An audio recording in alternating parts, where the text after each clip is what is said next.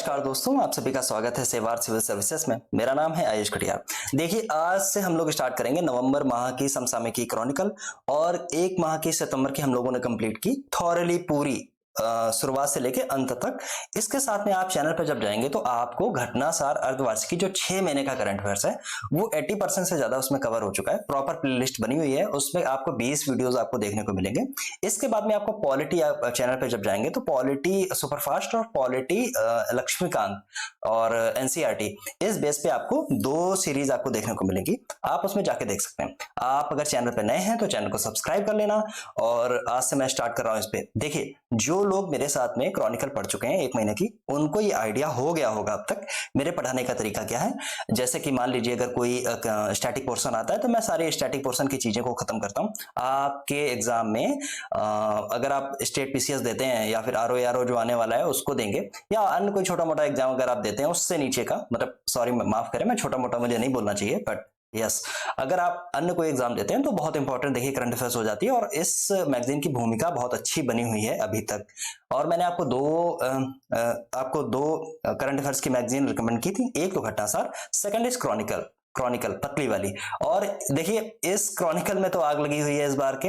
ये मैगजीन मिल ही नहीं रही है लोगों को, क्योंकि प्रेस में उनके आग लग गई थी, सीरियसली आग लग गई थी, इसलिए इसका डिस्ट्रीब्यूशन ठीक से हो नहीं पाया। मैंने अरेंज कर दी कहीं से। अगर आप किसी को पीडीएफ चाहिए हो तो वो टेलीग्राम ग्रुप ज्वाइन कर लेना। एक मैंने व्हाट्सएप ग्रुप भी बनाया है, वहां पे आप जब जाके देखेंगे तो उसको ज्वाइन कर लेंगे तो आपको प्रॉपर नोटिफिकेशन, इंपॉर्टेंट चीजें, क्या क्या आपको पढ़ना है, कैसे एग्जाम क्लियर करना है, उन सब चीजों को मैं डिस्कस करता हूँ। वहां पे आप जाके देख सकते हो। चलिए, जो लोग क्रॉनिकल पढ़ रहे हैं उनको पता है कि मैं कैसे पढ़ाता हूँ। इस पिछली वाली वीडियोस में थोड़े से ज्यादा वीडियोस बने थे प्रॉपर खत्म करने के लिए। इसको मैं थोड़ा सा शॉर्ट रखूंगा, इंपॉर्टेंट चीजें ही इसमें लेके चलूंगा। क्यों लेके चलूंगा? क्योंकि जब आप देख चुके हैं कि क्या क्या इंपॉर्टेंट है, ये मैंने आपको सब सिखा दिया है, राइट। तो यहाँ पे जब आप इसमें बुक में आएंगे तो आपको ये देखिए, पहले मिलेगा वैश्विक नवाचार, ऐसे करके जो कुछ 20-22 के आसपास आपको टॉपिक मिलते हैं। इन टॉपिक को ठीक से पढ़ना होता है, इसीलिए इनको टॉप पे रख दिया जाता है, राइट।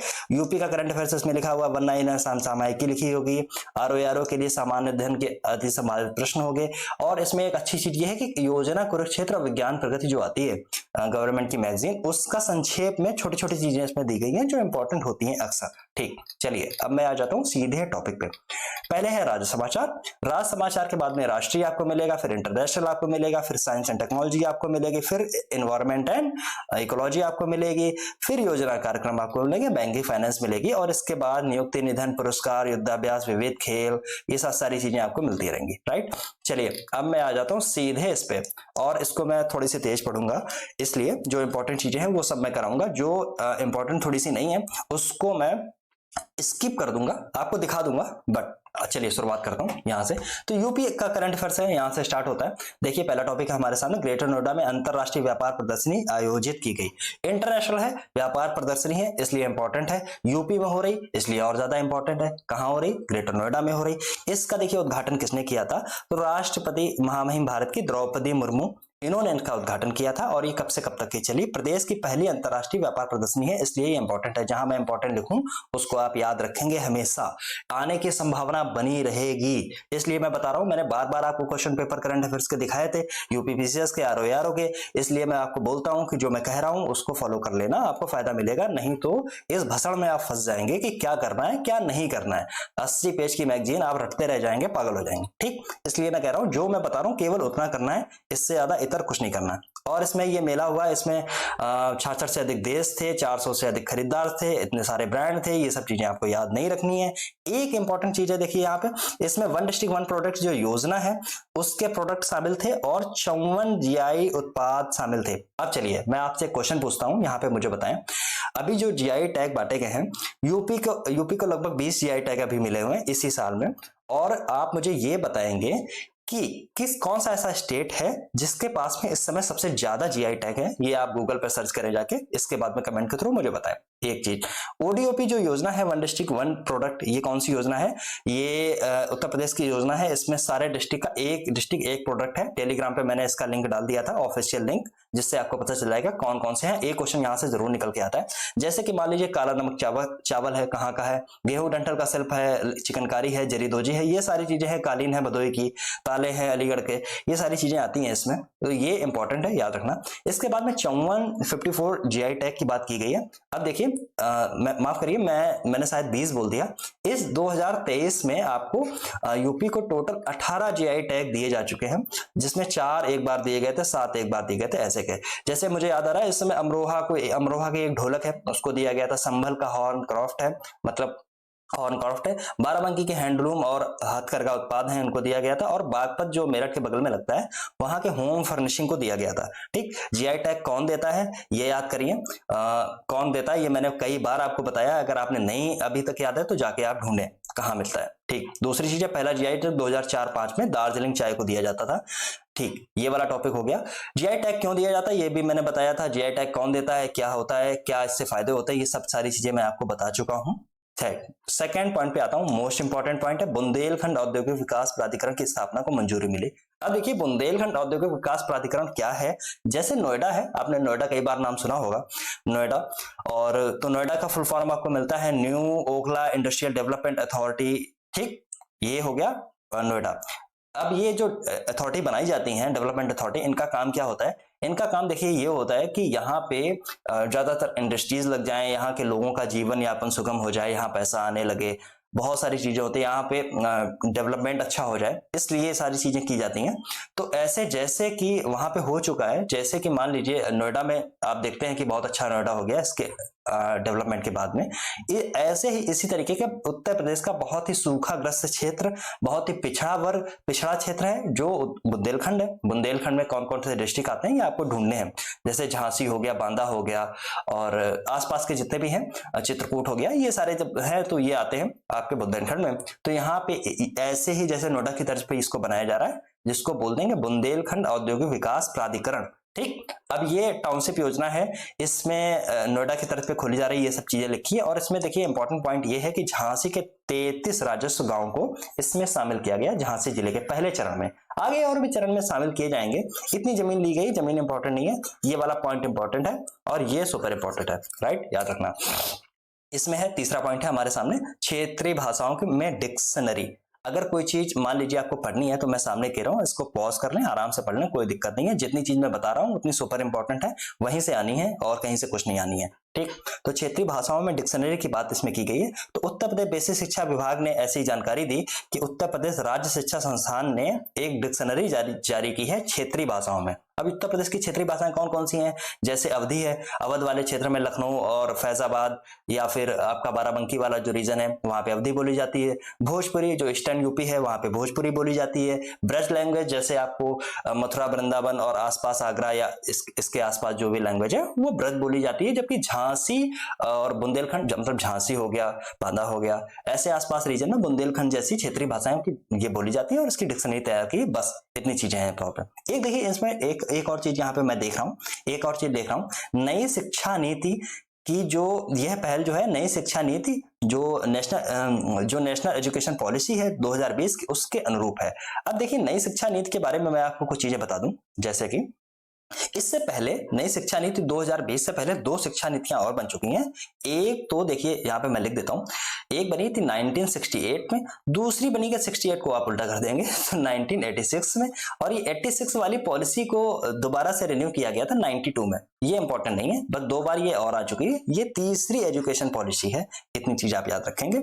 और इसमें देखिए एक मुझे याद आ रहा है, एक सिस्टम और इसमें लागू किया गया था, 5+3+3+4। ये सिस्टम क्या था? जब आप 12th तक की शिक्षा लेते हैं तो 5 साल तक बेसिक मूलभूत शिक्षा होती है, 3 साल तक प्रादेशिक शिक्षा बोली गई है, जबकि और प्रादेशिक चरण बोला गया, जबकि 3 साल और जो आगे के होंगे उसको मध्य चरण बोला गया, और जो 4 साल का जो चरण है इसको माध्यमिक चरण बोला गया। मैंने इतना बेसिक चीजें हैं मैं आपको बता रहा हूँ। ये किसकी अध्यक्षता में तैयार की गई थी? डॉक्टर के कस्तूरी रंगन की अध्यक्षता में तैयार की गई थी। एक चीज मुझे और याद आ रही है, इसमें इस रिपोर्ट में यह बोला गया था कि जो शिक्षा पे जो खर्च होगा वो जीडीपी का 6% होना चाहिए। ऐसा राज्य सरकारें, ऐसा मतलब नेशनल गवर्नमेंट ऐसा प्लान करेगी आगे। ठीक, अगला पॉइंट है हमारा, कवि अरुण कमल को निराला स्मृति पुरस्कार। केवल इतना याद रखना है ना, बहुत सारी चीजें लिखी हैं, मत याद करना। जहां पे ज्ञानपीठ पुरस्कार मिले, ठीक, या बहुत बहुत बड़ी बड़ी चीजें अगर कोई मिलने वाली हैं,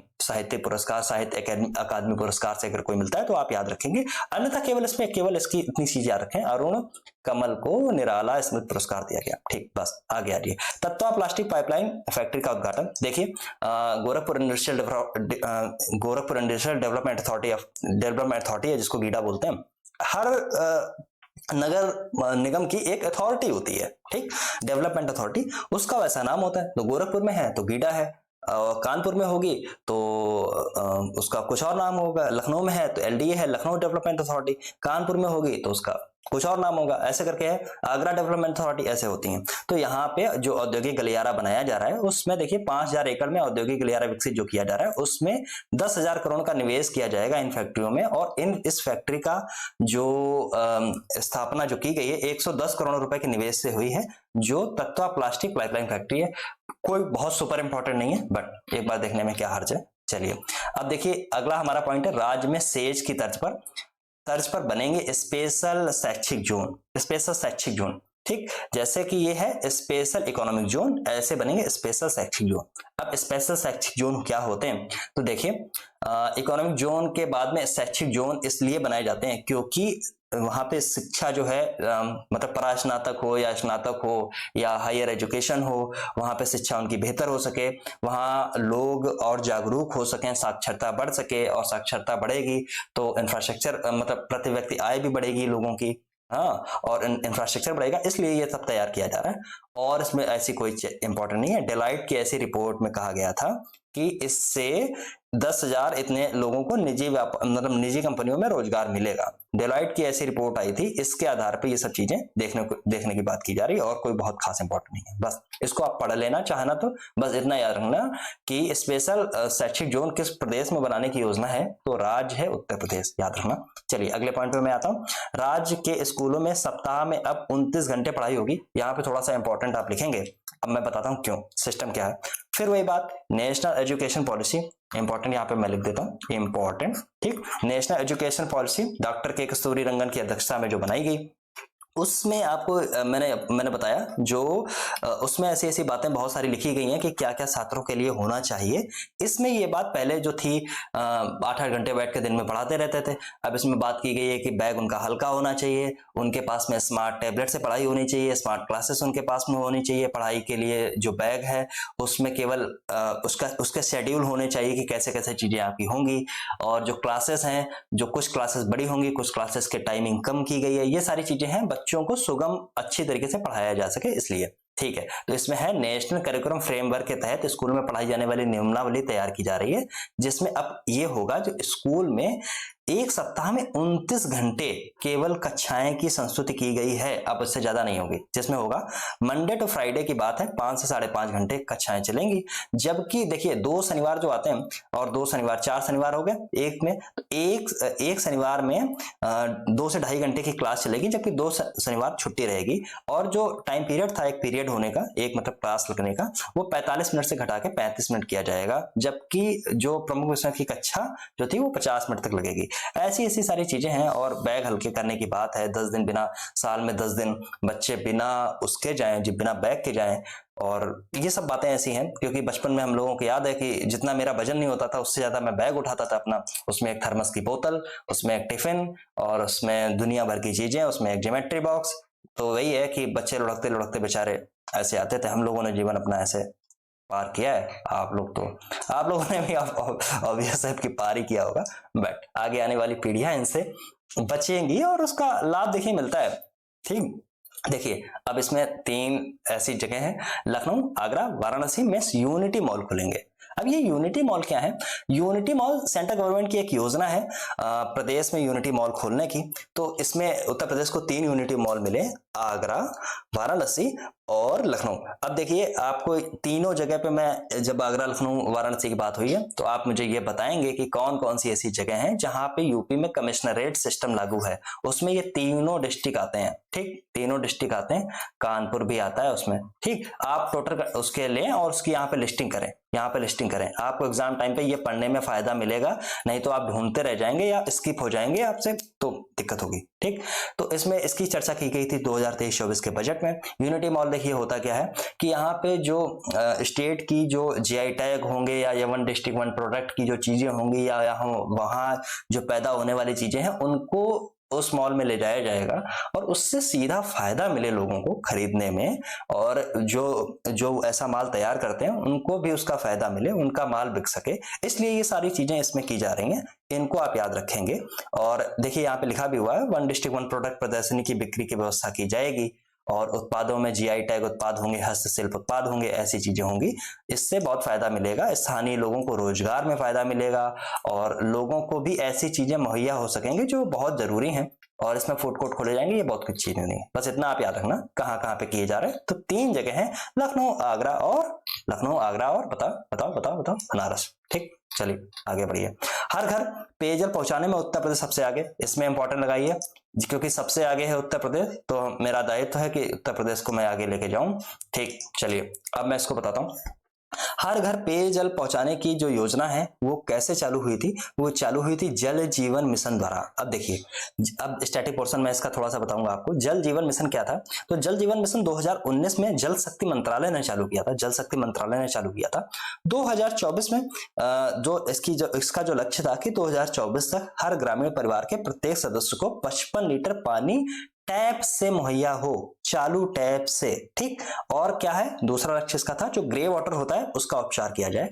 ग्रे वाटर क्या होता है आप मुझे बताएंगे कमेंट के थ्रू। चलिए मैं ही बता देता हूं। ग्रे वाटर ऐसी चीज है जो घरों से जो पानी निकलता है किसी भी रूप में, चाहे वो नाली से निकले व सीवेज से निकले, ठीक, घर से डोमेस्टिक जो वाटर है वो यूज के बाद में जब बाहर निकलता है घर से, उसको ग्रे वाटर बोलते हैं। राइट, कभी भी आपके एनवायरमेंट वाले पोर्शन में ये सवाल आ सकता है, ये इंपॉर्टेंट है, याद रखना। ठीक, इसमें क्या हुआ कि अन्य राज्यों की अपेक्षा उत्तर प्रदेश ने जनवरी में इतने से 61,05,000 कार्यात्मक घरेलू नल कनेक्शन द्वारा स्थापित वित्त वर्ष में प्रगति चार्ट में शीर्ष स्थान, मतलब सबसे ज्यादा टैप, फंक्शनल टैप इसको बोलेंगे, फंक्शनल कार्यात्मक घरेलू नल कनेक्शन, मतलब फंक्शनल कार्यात्मक, इसके बाद घरेलू है, एस से क्या होगा आई डोंट नो। ठीक, टैप कनेक्शन तो हो गया, एस से क्या होगा?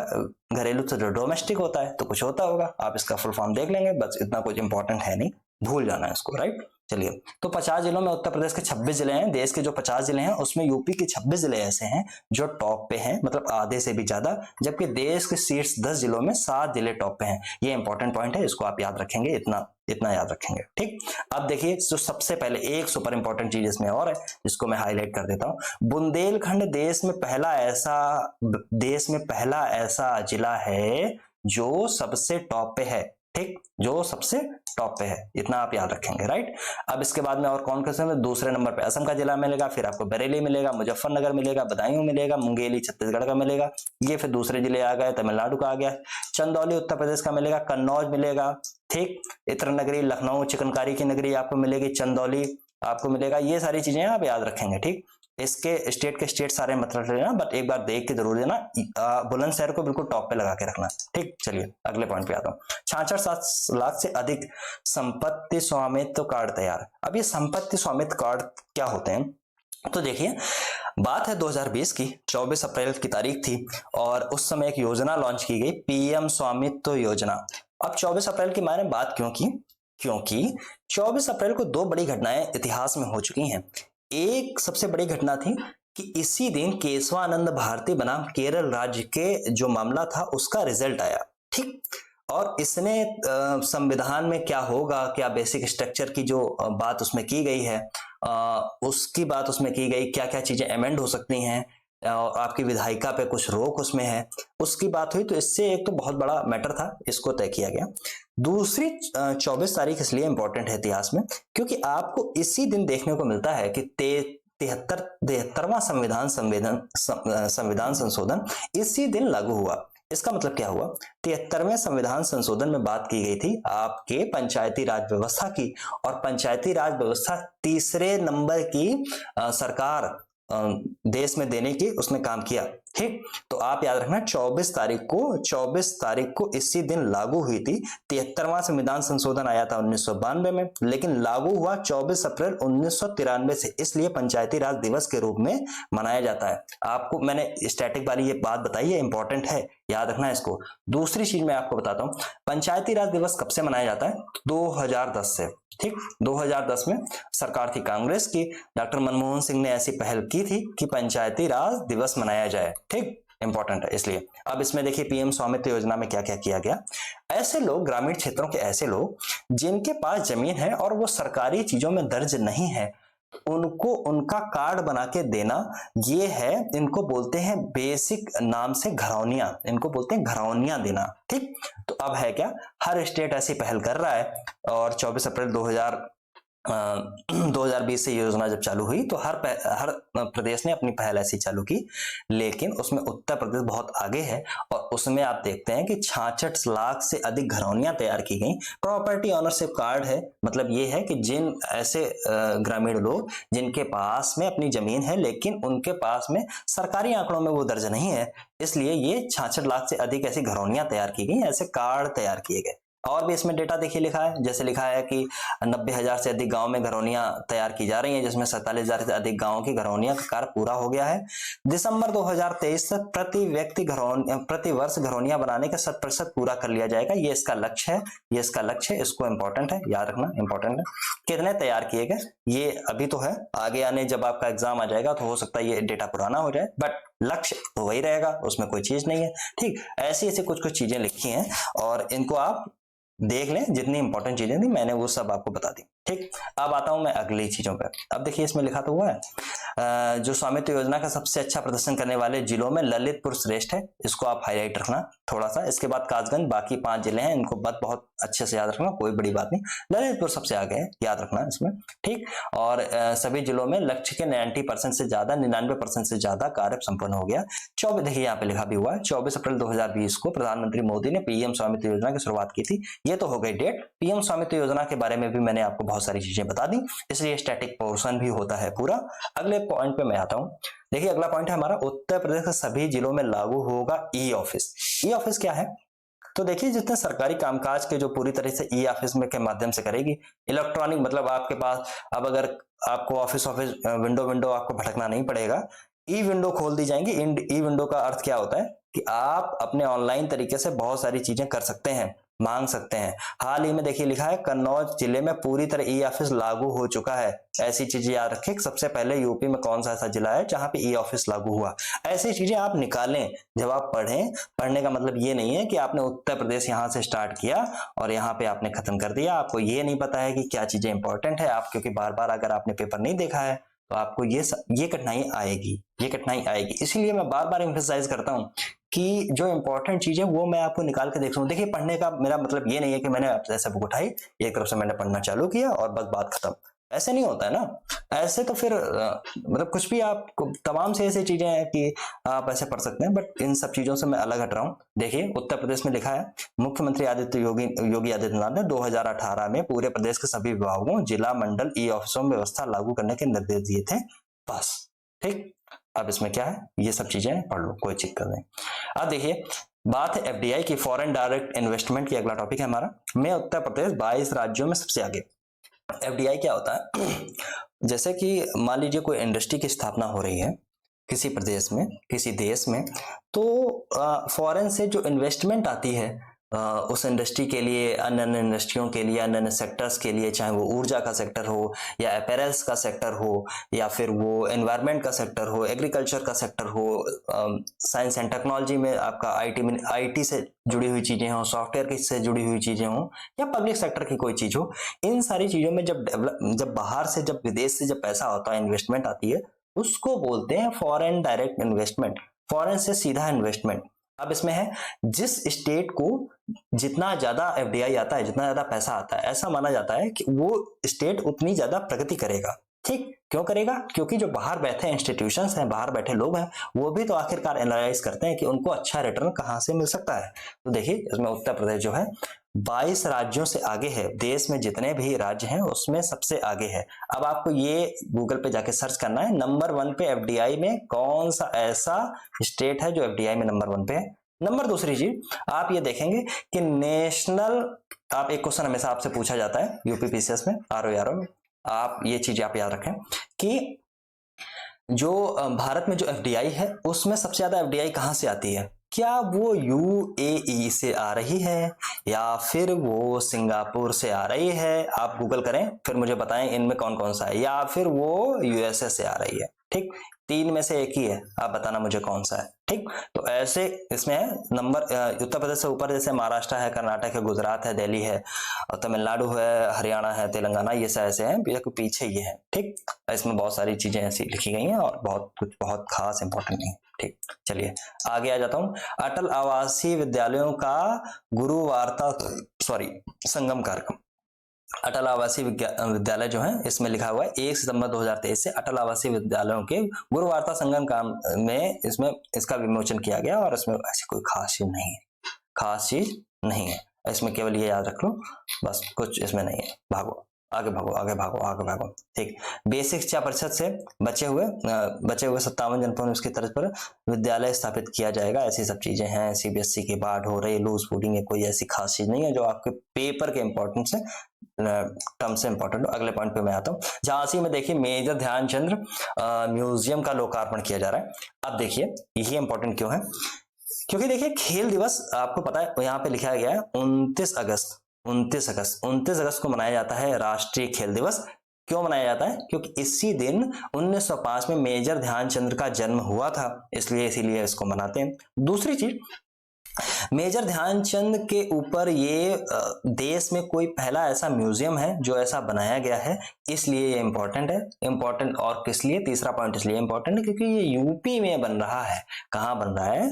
तो कहाँ बन रहा है? झांसी में बन रहा है। इसको आप याद रखना, झांसी में बन रहा है। राइट, चलिए अब ये कहाँ बनाया जा रहा है? तो रानी लक्ष्मीबाई पार्क में बनाया जा रहा है, झांसी के। ठीक, देश का पहला समर्पित ऐसा, हॉकी को समर्पित ऐसा देश का पहला म्यूजियम है। ठीक, और इसमें और कोई बहुत चीजें नहीं है। और पॉज करो, पढ़ो, आगे बढ़ो। नंदनी कृषक समृद्धि योजना, अब ये है क्या? देखिए उत्तर प्रदेश के राज्य में आपको पता है देश में एक डेटा आता है, जब आप एग्जाम देते हैं तो आप एक आर्थिकी में एक डेटा पढ़ते रहते हैं।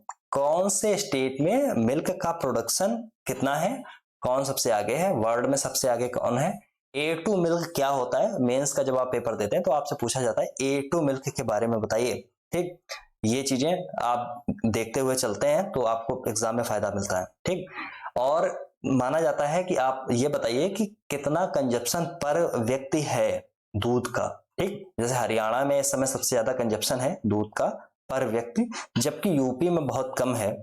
इसलिए यूपी में दूध की पैदावार बढ़े, दूध की पैदावार मतलब दूध बहुत ज्यादा उत्पादन इसका होने लगे, इसलिए ऐसी योजनाएं चलाई जाती हैं और इस पर गवर्नमेंट अपनी सब्सिडी देती है। तो इसके लिए नंद बाबा मिशन लॉन्च किया गया था। इसके ही तहत नंदनी कृषक संबंधी योजना जो है उसको शुरू किया गया है। इसमें होगा दूध के उत्पादन पर विशेष बल दिया जाएगा। इसमें बहुत सारी चीजें हैं, साहिवाल डेयरी, किसानों की आय बढ़ेगी, जाहिर सी बेसिक चीजें हैं, ये आपको खुद ही अपने आप गेस कर लेंगे। इंपॉर्टेंट पॉइंट इसमें यह है कि सरकार 25 दुधारू जो गाय हैं उनकी इकाई स्थापित करने के लिए 62.5 लाख रुपए की अनुमानित लागत पर 50% की सब्सिडी देगी। प्रति लाभार्थी अधिकतम 31.25 लाख रुपए की सब्सिडी मिलेगी। ठीक, ये है।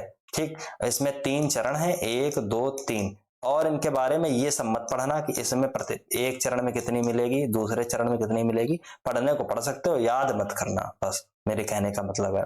यह योजना शुरुआत में 10 संभागीय मुख्यालयों में लागू की जाएगी, बस इतना इसमें पढ़ना। अब देखिए आ गया उत्तर प्रदेश अन्य समसामयिक घटनाक्रम। इसमें क्या क्या है? इसमें कुछ कुछ इंपॉर्टेंट चीजें हैं, मैं आपको बता देता हूं। जैसे कि आप पहले पॉइंट पे, इसमें पहले पॉइंट मैं इसमें जो इंपॉर्टेंट पॉइंट है मैं वो बताऊंगा। पहला पॉइंट आप इंपॉर्टेंट है, एशियन गेम चल रहे थे उस समय बागपत के अखिल श्योराण जो है चीन में चल रहे एशियन गेम में स्वर्ण पदक जीता था। किसमें जीता था? तो यह मेडल 50 मीटर 3 पोजीशन राइफल पुरुष टीम इवेंट में प्राप्त किया है। ये इंपॉर्टेंट है। ठीक, अब कौन कौन सा इंपॉर्टेंट है? नंबर 2 ये भी इंपॉर्टेंट है। क्यों इंपॉर्टेंट है? क्योंकि देखिए 95,767 गांवों ने ODF ओपन डिफिकेशन जो है उसको ओडीएफ फ्री, मतलब OD free, open defecation free plus गांव का दर्जा प्राप्त किया। ओपन डिफिकेशन फ्री गांव कौन कौन से होते हैं, sorry, open defecation free plus गांव कौन कौन से होते हैं, तो ये वो है जहां पे ठोस और तरल अपशिष्ट जो होता है उसका मैनेजमेंट किया जाता है और खुले में शौच जो करते हैं लोग उससे मुक्ति मिल जाती है। ठीक, अब ये रेलगाड़ी की पटरियों पे नहीं बैठते हैं, खेतों में ये नहीं जाते हैं, इन सब की चीजों की बात की गई। नंबर 3 पे आप आते हैं। देखिए यहाँ पे अगर आप पढ़ेंगे तो लिखा है हृदय दिवस के डेट पे रन फॉर हार्ट जागरूकता अभियान चलाया गया। इंपॉर्टेंट ये नहीं है कि ये प्रोग्राम चलाया, इंपॉर्टेंट ये है कि हार्ट डे इस दिन मनाया जाता है, ये आपसे पूछा जाता है। ऐसी चीजें जब आप पढ़ें तो ये जरूर इसमें पढ़ें। ठीक, कई बार घटनाएं इंपॉर्टेंट नहीं होती है, घटना किस कारण से हुई है वो चीज इंपॉर्टेंट होती है। ठीक, इसको आप याद रखेंगे। और इसमें कौन सा है, और इसमें ये वाला इंपॉर्टेंट है। चलिए, 20वां राष्ट्रीय पुस्तक मेला है, कहाँ आयोजित किया जा रहा है, तो 2 अक्टूबर 2023 को तक 22 सितंबर से, कहां से, लखनऊ में आयोजित किया जा रहा। वेरी इंपॉर्टेंट, इसमें लगा लेना। ठीक, इंपॉर्टेंट है। इसकी थीम है ज्ञान कुंभ। आप बताएं यूपी में कुंभ कब होने वाला है, कुंभ महाकुंभ कब होने वाला है, आप मुझे ये देख के बताएंगे। ठीक, जो मैं बता रहा हूं उसको करते जाना, नहीं तो पेपर के टाइम आप खुद को गाली देंगे, मुझे तो खैर नहीं दे पाएंगे, क्योंकि आपको याद आएगा मैंने ऐसा बोला था, आपने ऐसा किया नहीं, इसलिए। ठीक, और इसमें क्या क्या इंपॉर्टेंट है, तो आगरा के जो फतेहपुर सीकरी ब्लॉक में वर्षा चाहर को उत्तर प्रदेश का राज्य शिक्षक पुरस्कार दिया गया। कोई बहुत खास इंपॉर्टेंट नहीं है, और इसमें बहुत सारी ऐसी चीजें हैं, पढ़ना हो तो पढ़ लेना, कोई अत्यंत इंपॉर्टेंट नहीं है, बस समझे, और ऐसी कोई अत्यंत। अब आ रहे हैं उत्तराखंड। अब जो स्टेट अलग अलग इसमें लिखे हैं, इस समय में देखिए जो इंपॉर्टेंट चीजें होंगी वो आप आराम से इसको पढ़िए, मैं ऐसे पॉज कर लेना, ऐसे मैंने ऐसे कर दिया, आप पॉज करिए आराम से पढ़िए। लेकिन मैं इसमें वो चीजें केवल आपको बताऊंगा जो यूपी के एग्जाम के लिए इंपॉर्टेंट है, और बाकी आप अगर अन्य स्टेट से हैं तो आराम से आप पॉज करके पढ़ें, क्योंकि मैं अगर पढ़ाऊंगा बहुत लंबा हो जाएगा। देखिए मेरा फोकस ये है कि जो आगे आने वाले यूपी पीसीएस हो या आपका आरओ है, उन बच्चों को सीधा फायदा मिले। मेरा कोई ऐसा नहीं है कि मैं उत्तराखंड का करंट अफेयर्स नहीं पढ़ाना चाहता हूं। जब उत्तराखंड का कोई एग्जाम आएगा तो मैं उत्तराखंड स्पेशल में आपको करा दूंगा पूरा, ये कोई दिक्कत वाली बात नहीं है। या अगर राजस्थान आया तो मैं उसमें करा दूंगा, अगर मान लीजिए बीपीएससी आ गया तो मैं उसका करा दूंगा, एमपीपीएससी आएगा उसका करा दूंगा, यूकेपीएससी आएगा उसका करा दूंगा, कोई आरएस आएगा उसका करा दूंगा। कोई बहुत खास चीज नहीं है, बट इतना याद रखें, देहरादून इंटरनेशनल फिल्म फेस्टिवल बहुत खास चीज नहीं है यूपी के एग्जाम के लिए। उत्तराखंड से जो लोग हों उसको ऐसे पढ़ें।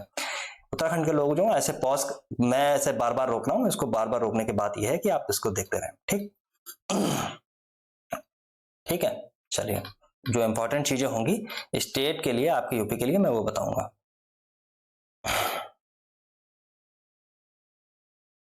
जीएसटी ट्रिब्यूनल बेंच खोलेगी पटना में। जीएसटी के बारे में मैं बता चुका हूं, कब हुई, किस एक्ट के माध्यम से हुई, पहला कौन था, जीएसटी का स्ट्रक्चर क्या होता है, ये सारी चीजें तो मैं बता चुका हूं आपको स्टैटिक पोर्शन में। कितने न्यायिक सदस्य होते हैं जीएसटी में, हाल ही में किसे नियुक्त किया गया था, किसने विशेष सदस्य होते हैं 10 से लेकर 20 तक, ये सारी चीजें मैं बता चुका हूँ। कितने दिन तक अपील सुप्रीम कोर्ट में की जा सकती है, जैसा कि 90 दिन का टाइम पीरियड होता है। ठीक, और इसको न्यायिक मतलब इसके जुडिशियल रिव्यू भी इसके पास पावर होती है, ऐसी सब चीजें मैं बता चुका हूँ। ठीक है, चलिए, ये है बिहार के 4 सदस्यों को संगीत नाट्य अकादमी अवार्ड मिला। ठीक, और इसमें कोई ऐसी खास चीज नहीं।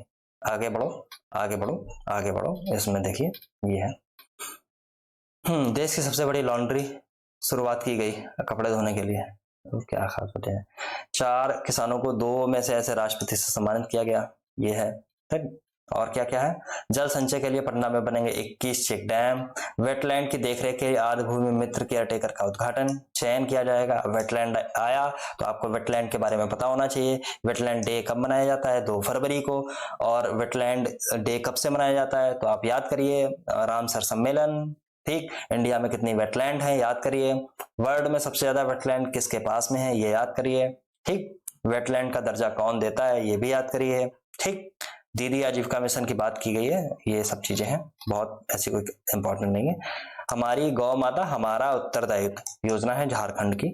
ऐसी गौ माता, अगर ये आता है आपके पेपर में तो ऐसे लिख के आएगा, उसमें एक ऑप्शन झारखंड रहेगा और उसमें एक ऑप्शन यूपी रहेगा। आप सोचेंगे यूपी में तो बाबा हैं, बाबा तो ऐसी चीजें करेंगे, आप यूपी लगा के चले आएंगे, झारखंड हो जाएगा। इसमें अन्य चीजें नहीं पढ़नी होती हैं, लेकिन ये जरूर पढ़ना होता है कि कहाँ की योजना है। ठीक, ये आपको फंसाने के लिए ऐसे प्रपंच रचेगा, ऐसे समीकरण बनाएगा आयोग आपके लिए। ठीक, आगे मध्य प्रदेश की कुछ देखिए बात यहाँ पे की गई है। ठीक, मध्य प्रदेश की बहुत, आप देखिए यहाँ पे आया स्टेच्यू ऑफ यूनिटी। इसी को मैं ढूंढ रहा था जैसे जब मैं बुक परचेज की थी। मैंने इसको दरअसल पढ़ा नहीं है ढंग से, बट मैंने मोटे मोटे टॉपिक ऐसे देखे थे कि क्या क्या टॉपिक इसमें आए हैं। तो चलिए, स्टेच्यू ऑफ वननेस की बात की गई है। चलिए, अब ये इंपॉर्टेंट है, ये आपके एग्जाम में आ सकता है। तो देखिए, एमपी में एक जगह है ओंकारेश्वर में महान दार्शनिक शंकराचार्य की 108 फीट, ये ऊंचाई भी याद रखना, ऊंची प्रतिमा का अनावरण किया गया। इस प्रतिमा का नाम स्टैच्यू ऑफ वननेस रखा गया। इंपॉर्टेंट इसमें लगा लेना। ये इंपॉर्टेंट क्या है, देखिए शंकराचार्य, देखिए जो भी फिलोसफर इंडिया में हुए हैं, शंकराचार्य उनमें से एक थे बहुत पहले। इनका एक सिद्धांत है, अगर आप फिलोसफी पढ़ते हैं या आपको इंटरेस्ट है तो आपने या हिस्ट्री में पढ़ा होगा, इनका एक सिद्धांत है। कौन सा सिद्धांत है वो? अद्वैतवाद है, अद्वैतवाद। जैसे कि माधवाचार्य हैं, एक माधवाचार्य, ठीक, एक मतलब ये शंकराचार्य हो गए, माधवाचार्य हो गए, ठीक। और भी ऐसे लोग हैं जिनने अलग अलग ईश्वर और मनुष्य के रूप में उनका क्या सिद्धांत है, उनकी क्या फिलॉसफी है, ये फिलॉसफी दी, इनको अलग अलग नाम दिए जाते हैं। ऐसे ही शंकराचार्य की जो फिलॉसफी है, उसमें शंकराचार्य की फिलॉसफी को अद्वैतवाद बोला जाता है। अद्वैतवाद का मतलब ये है अद्वैत, अद्वैत, द्वैत मतलब दो, आ मतलब नहीं, दो नहीं, दो नहीं तो क्या, दो नहीं तो एक, एक तो क्या है, एक अकेला ब्रह्म। अब मैं बहुत इंटरेस्टिंग आपको बताता हूं, शंकराचार्य की फिलॉसफी में ईश्वर भी आता है और ब्रह्म भी आता है, और आपको जान के हैरानी होगी कि दोनों चीजें बहुत अलग हैं। ब्रह्म ईश्वर से ऊपर है, ब्रह्म एक है, सारी सृष्टि ब्रह्म की लीला है, ईश्वर की लीला है। ये अगर बात बोली जाती है, जैसे होता है कि हम लोग प्रार्थना करते हैं, तो शंकराचार्य बोलते हैं कि प्रार्थना करने की आवश्यकता बहुत ज्यादा नहीं है, मतलब आप स्तुति बहुत करें इसकी आवश्यकता नहीं है, क्योंकि हम जो है वो ब्रह्म के एक अंश हैं, उसके अंश हैं, हम स्वयं में एक ब्रह्म हैं, समझे, उसके अंश हैं, हम किसकी पूजा आखिर करेंगे। ठीक, ईश्वर क्या है, ईश्वर ब्रह्म से नीचे है। आपको हैरानी होगी, अगर आपका फिलोसफी में इंटरेस्ट है तो आपको ये सब चीजें जान के बहुत मजा आएगा, अन्यथा नहीं आएगा। तो इनका एक है सिद्धांत जिसको बोलते हैं अद्वैतवाद। अद्वैतवाद को ही इसी से नाम उठाया गया, वननेस, केवल एक ही चीज, स्टैच्यू ऑफ वननेस, राइट, इसीलिए वननेस, टूनेस यहाँ पे नहीं लिखा गया है। ठीक, तो ऐसे माध्वाचार्य हैं। एक फिलॉसफी और भी आती है, द्वैताद्वैतवाद, अद्वैतवाद तो इनकी हो गई, द्वैताद्वैतवाद एक फिलॉसफी है, एक और है, ऐसे बहुत सारी फिलॉसफी है। तो ये चीज इंपॉर्टेंट है, आज इसको याद रखना, शंकराचार्य याद रखना इसको, इसलिए मैंने बता दिया। छत्तीसगढ़ में विश्व का सबसे बड़ा रिकॉर्ड बनाया गया, इसको आप पढ़ लेना। छत्तीसगढ़ में सेतुबंद आसन में विश्व का सबसे बड़ा रिकॉर्ड बनाया गया। ये सब चीजें देख लेना, बहुत कुछ खास चीज नहीं है, बस इतनी चीज है कि विश्व का सबसे बड़ा। हरियाणा में क्या होगा, औद्योगिक श्रमिकों की बेटी को 50,000 रुपए दिए जाएंगे।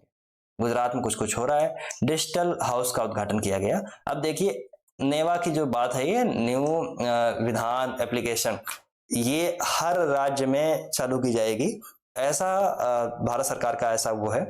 और इसमें केवल गुजरात ऐसा पहला नहीं है, ऐसे बहुत से ऐसे स्टेट हैं जो ऐसे बना चुके हैं नेवा एप्लीकेशन को क्रियान्वयन करने के लिए। ठीक, इसकी नोडल एजेंसी कौन है? संसदीय कार्य मंत्रालय इसकी नोडल एजेंसी है, ठीक, नेवा के लिए। इसमें और क्या है, और इसमें कुछ नहीं है। गुजरात, बस गुजरात कोई पहला नहीं है, इसलिए बहुत खास इंपॉर्टेंट नहीं है, बस हो गया गुजरात में, आप ये माने। विश्व के सबसे हेरिटेज रिवर फ्रंट का विश्व के पहले हेरिटेज रिवर फ्रंट का लोकार्पण किया गया। कहाँ पे किया गया? राजस्थान में किया गया। कहाँ पे किया गया? आप इसमें ढूंढिए, कोटा मिलेगा आपको, कोटा के कोटा बैराज से देखिए लिखा हुआ, पुलिया तक, यहाँ तक किया गया। ठीक, इंदिरा रसोई योजना ग्रामीण का शुभारंभ किया गया राजस्थान में। उत्तर पूर्वोत्तर क्षेत्र के कोहिमा और नामची में नो जोनल स्मार्ट सिटी पुरस्कार इनको दोनों को मिले। और इसमें बहुत ऐसी कुछ छाछी। उड़ीसा सरकार ने कुपोषण को दूर करने के लिए कुछ पहले चालू की है, उनका नाम जगह जगह लिखा, पद पुष्टि योजना है, ठीक, और है मुख्यमंत्री संपूर्ण पुष्टि योजना। ये याद रखना किसने कितने किया। मुख्यमंत्री श्रमिक कल्याण योजना के बारे में यहाँ पे बात की।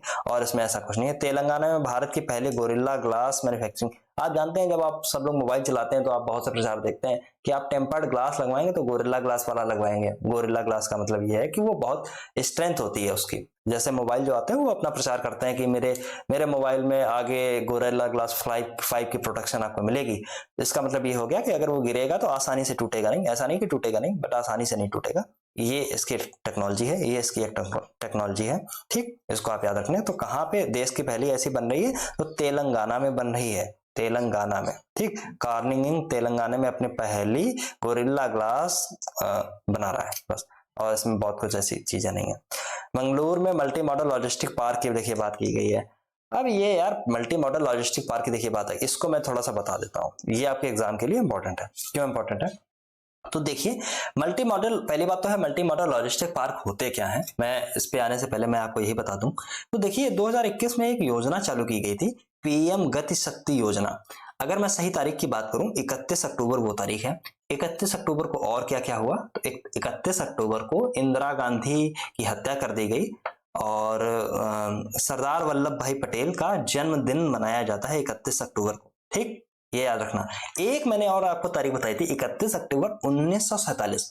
31 अक्टूबर 1947, अभी मैं जब आपको पॉलिटी पढ़ा रहा था तो मैंने बताया था, इसी दिन इसी तारीख को विधानसभा, सॉरी, जो आपकी कॉन्स्टिट्यूएंट असेंबली है, संविधान सभा है, उसका पुनर्गठन किया गया था। जब इंडिया का इंडिया डिवाइड हो गया, इंडिया पाकिस्तान में, तो जो सदस्य कुछ थे जो उसको उनको पाकिस्तान वाले पार्ट में जाना था, इसलिए उसका पुनर्गठन किया गया था। ठीक, तो इस पीएम गति शक्ति योजना में एक है नेशनल इंफ्रास्ट्रक्चर मतलब पाइपलाइन। इसका मतलब ये होता कि इंफ्रास्ट्रक्चर ऐसा बनाया जाएगा जिससे क्या होगा कि जो आयात निर्यात होता है, जो वस्तुएं हैं उनका भंडारण होता है, उनमें सब में सहायता मिलेगी, उसका खर्चा कम होगा। अभी जैसे ट्रक से आपको लेके जाना है बॉम्बे कोई सामान, उसका खर्चा बहुत आ रहा है। तो लॉजिस्टिक्स को मैनेज करना, ऐसे जगह जगह ऐसे सेंटर बनाए जाएं जहां पे चीजें आसानी से रखी जा सकें, उसको आराम से डिपोर्ट किया जा सके, उसको आराम से एक जगह से दूसरी जगह पहुंचाया जा सके, और इसमें खर्च कम आए। इससे व्यापार में आम जनमानस जो चीजें उत्पादन कर रहा है उसको उसका फायदा मिलेगा। अगर उसका मतलब फॉरेन में अगर वो चीजें भेजी जाती हैं तो उसको उसका पैसा भी उन किसानों को मिलेगा या ऐसे लोगों को मिलेगा जो ऐसी चीजों का उत्पादन करते हैं। ठीक, अब इसी पीएम गति शक्ति योजना में देखिए दो बहुत इंपॉर्टेंट चीजें हुई थी। 11 औद्योगिक गलियारे बनाए गए थे। ठीक, और 2 रक्षा गलियारे बनाए गए थे। अब मैं रक्षा गलियारे की बात मैं इसलिए कर रहा हूं क्योंकि देखिए जो 2 रक्षा गलियारे हैं इसमें केवल 2 जगह इंपॉर्टेंट है। एक बनाया गया था तमिलनाडु में, दूसरा बनाया गया था यूपी में। अब आप देखेंगे यूपी में रक्षा गलियारा कहां बना था, यह सवाल आपसे पूछा जा सकता है। तो इसमें कुछ और नहीं है, बेंगलुरु में देश का सबसे बड़ा मल्टी मॉडल लॉजिस्टिक पार्क विकसित किया गया है। इसमें आप इंपॉर्टेंट लगाएंगे। ठीक, मैं ये कहता हूं जो चीजें इंपॉर्टेंट है वो मैं आपको इंपॉर्टेंट बताऊंगा, अन्यथा कुछ भी इंपॉर्टेंट नहीं है। ठीक, चलिए अब इसमें जो है इसकी लागत आगत इसमें बहुत सारी चीजें लिखी हैं। ठीक, बेंगलुरु में मल्टी मॉडल लॉजिस्टिक पार्क जो है एमएमएलपी विकसित करने के लिए समझौता ज्ञापन पर समझौते पर हस्ताक्षर हुए। किसके साथ हुए? तो national highway authority of India में हुए, के साथ में हुए। ठीक, अब इसमें कुछ नहीं है, यही है कि लॉजिस्टिक पार्क कर्नाटक के बेंगलुरु, आप याद इतना केवल याद रखना, बेंगलुरु के मुदेलिंगनहल्ली ग्रामीण क्षेत्र में बनाया जाएगा। बहुत इंपॉर्टेंट नहीं है, एक बार पढ़ना हो तो पढ़ लो, कोई बात नहीं। पीएम गति शक्ति योजना का राष्ट्रीय मास्टर प्लान है जो मैंने अभी आपको बताया। नेशनल जो राष्ट्रीय मास्टर प्लान है उसके लिए लागू करने वाली देश की सबसे बड़ी एमएमएलपी होगी ये। ठीक, चलिए, और इसमें ऐसा कुछ इंपॉर्टेंट नहीं है। अब मैं आ गया हूँ राष्ट्रीय पे, 1 सेकंड का पॉज लूंगा। मैं ये सोच रहा हूँ कि क्या मैं ये राष्ट्रीय वाला पोर्शन है इसको मैं अगले लेक्चर में ले जाऊँ, क्योंकि एक लेक्चर बहुत बड़ा हो गया है, 43 मिनट्स का। मैं चाहता था इसको कम कर दूं, लेकिन मैं स्टैटिक पोर्शन बताने से आपसे बाज आता नहीं हूँ, मेरी आदत है। आदत मेरी इसलिए नहीं है कि मैं चाहूँ तो उड़ा के फेंक सकता हूँ, लेकिन मैं ये चाहता हूँ कि यार मतलब जो चीज कराऊं कम से कम ठीक से कराऊं, स्टैटिक पोर्शन भी चीजें होती रहे, नहीं तो ऐसे पढ़ने से कोई फायदा नहीं है। मैं इस तरह से मैंने पढ़ना चालू किया बेवकूफों के तरीके, यहाँ से मैंने खत्म किया। ऐसी चीजें मत करूं, इसका फायदा आपको मिले। अल्टीमेटली मेरा लक्ष्य यही है कि आपको फायदा मिले यार, मोटी सी चीज है। एक चीज है, दूसरी चीज है, आपने अगर चैनल अभी तक सब्सक्राइब नहीं किया तो चैनल को सब्सक्राइब कर लेना। और सेकंड चीज ये है, व्हाट्सएप ग्रुप एक प्रॉपर बना हुआ है, उसको आप ज्वाइन कर लेना। अबाउट वाले सेक्शन में जब आप यूट्यूब पे जाएंगे तो आपको मिल जाएगा। टेलीग्राम का लिंक भी अगर 2024 पीसीएस के लिए बनाया गया है, उसको आप ज्वाइन कर लेना अगर चाहना तो। अगर आप सही में अगर 2024 यूपी पीसीएस देना चाहते हैं ठीक से तो अन्यथा मत करना। व्हाट्सएप ग्रुप आप ज्वाइन कर लेना, इंपॉर्टेंट है, फायदा मिलेगा। अगले लेक्चर में मैं ये सारी चीजें मैं खत्म कर दूंगा, बहुत बड़ा पोर्शन नहीं है, थोड़ा सा मैं और तेज चलने की कोशिश करूंगा। हालांकि मैं तेज चलने की कोशिश करता हूँ लेकिन फिर भी मैं नहीं कर पाता हूँ। इसलिए नहीं कर पाता हूँ क्योंकि मैं चाहता हूँ कि ठीक है यार, आपको थोड़ा सा फायदा इसका मिले। बहुत बहुत धन्यवाद आपका बने रहने के लिए सेवा सिविल सर्विसेज के साथ में। और इस तरीके से मुझे लग रहा है कि फिर 7 से 8 वीडियो उसके बने ही जाएंगे। चलो कोई बात नहीं है, थोड़ा सा ज्यादा पढ़ लेंगे, बट एग्जाम में क्वेश्चन इधर से उधर नहीं आना चाहिए, राइट। मैं इसको ऐसे जबरदस्ती मैं शॉर्ट नहीं करूंगा, राइट। बहुत बहुत धन्यवाद आपका, बने रहने के लिए। चैनल को सब्सक्राइब कर लेना। Bye bye.